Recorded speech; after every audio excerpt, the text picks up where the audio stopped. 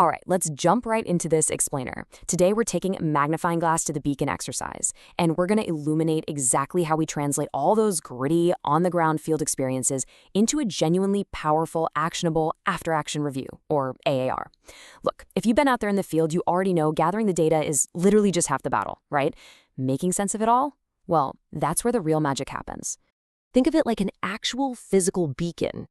The AR process, along with the sheer mountain of data we pull in, serves as this guiding light for our teams. It's absolutely crucial for keeping our future ops from just crashing right into the rocks of past mistakes. So this explainer is all about how we process that raw light so it actually guides us where we need to go. To keep this sensitive data analysis from overwhelming us, we're taking a macro to micro approach. Here's what we're looking at. 1. The beacon AAR process. 2. Quantitative versus qualitative data. 3. The art of coding. 4. Avoiding common AAR mistakes. And finally, 5. Next steps for Beacon. Kicking things off with Section 1, the Beacon AAR process, shedding light on future performance. Let's lay down the foundation of what this whole process is really about. You know, it is so easy to wrap up a grueling exercise, wipe the sweat off your brow, and just treat the review phase like a bureaucratic box to check. But listen, an AAR is not just paperwork. It's a living, breathing tool to improve our future performance and pinpoint those critical capability gaps. It is literally how we validate our communication plans, figure out exactly where our training needs a pivot, and ultimately prove our accountability to our partner agencies. It's the whole shebang. So check out how these 5 structured components take all that raw, chaotic field energy and refine it into a polished improvement plan. We don't just leap straight to trying to fix things. We start by setting the stage with an executive summary and an overview.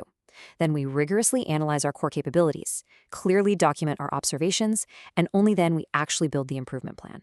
It's a highly deliberate, step-by-step sequence. Now, to build a plan that comprehensive, we obviously need data. And man, do we collect a massively diverse pile of it during the Beacon exercise. We're talking observer notes, participant feedback forms, ARL 309 comm logs, ICS 213 message logs, and even raw radio net recording wave files. It is an absolute mountain of information we have to sift through.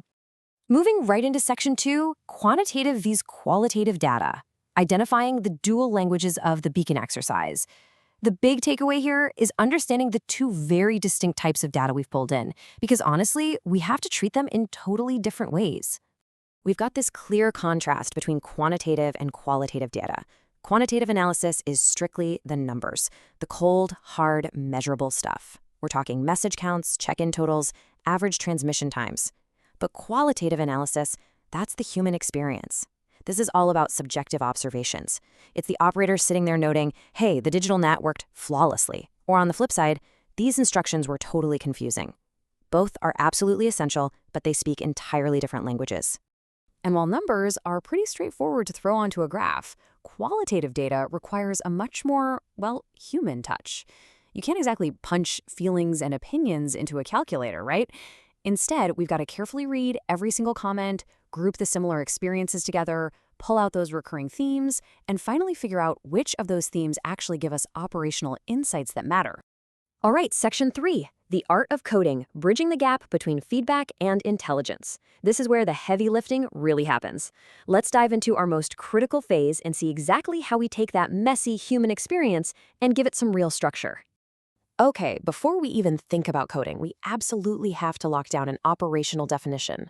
This puts strict guardrails on what our specific categories actually mean in practice.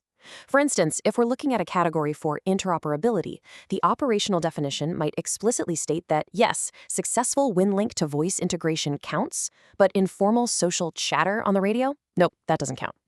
Without these hard rules, our data just turns into an unreadable mess of conflicting opinions. Once those strict definitions are locked in, coding is really just the act of slapping those labels onto the subjective feedback. So if an operator writes something like, HF frequency congestion slowed message traffic, we tag that statement with the right code.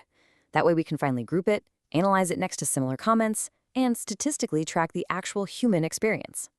Breaking down the instructions for our reviewers, we've got a really logical sequence to follow here. Step 1, familiarize yourself with the responses. Step 2, frame your approach using those established categories we just talked about. Step 3, and honestly, this is a huge one, we're on a pilot test. Test your coding scheme on a small sample of data just to make sure it actually works. And finally, step 4. Apply clear rules for consistency to keep subjective interpretation to an absolute minimum. Now, reviewers are actually going to use 2 different methods to get this done. Deductive coding is when we use pre-existing codes based on what we fully expected to see from past exercises. But, as we all know, Beacon always throws us some curveballs. That's where inductive coding steps in. This is how we develop entirely new codes based on those surprising, unexpected themes that organically bubble up from the current data. Here is a massive tip for the review teams. Beware of code creep.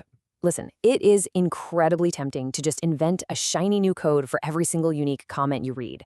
But before you create a new operational definition, you really need to try applying the current codes first. If you don't, you end up with all these overlapping definitions that mean the exact same thing, which just unnecessarily dilutes the data and completely weakens our final analysis.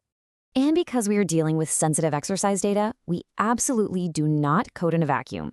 We use randomly rotated reviewer groups who meet virtually to look at shared spreadsheets together. Here's how it works. Everyone reads the response individually, proposes a code, and then you discuss it to reach a unified consensus. This completely neutralizes individual bias. And this is crucial. If an answer is just so vague that no consensus is possible, don't force it. Just document the issue, skip the row, and move on. We have to protect the integrity of the data. Which brings us right to Section 4, avoiding common AAR mistakes, protecting the integrity of the review. Let's talk about the pitfalls that can totally derail all this hard work.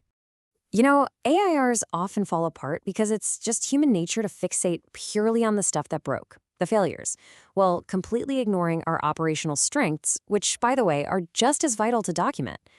Other huge mistakes? Running with opinions that have zero evidence, overreacting to one super loud comment while ignoring the broader trends, or the ultimate sin, collecting all this amazing data and then just never analyzing it to write a concrete improvement plan. So, by acknowledging our own biases upfront and checking our work with the other reviewers in our assigned groups, we actively protect the data from our own assumptions. When you think about the meticulous tracking required out there during the operation, it's a great reminder that objectivity takes real focus and discipline. We have to make absolutely sure the narrative we write is driven by the cold, hard data, not just what we expected to happen. All right, final section, Section 5. Next steps for Beacon, the path to the final report. Now that we've covered how to structure and code the data without corrupting it, let's look at the timeline ahead of us. Over the next 3 months, we've got a very clear, mapped-out path. Month 1 is all about getting the data transferred over to spreadsheets and assigning our randomly rotated reviewer groups. Moving into month 2, those groups are going to get deep into the weeds, analyzing the documents, and meeting regularly to hammer out that consensus we talked about. Finally, in month 3, we pull the whole thing together, developing our summaries and drafting the final AAR report sections. So, as we embark on this absolutely vital review phase, I want to leave you with this final thought.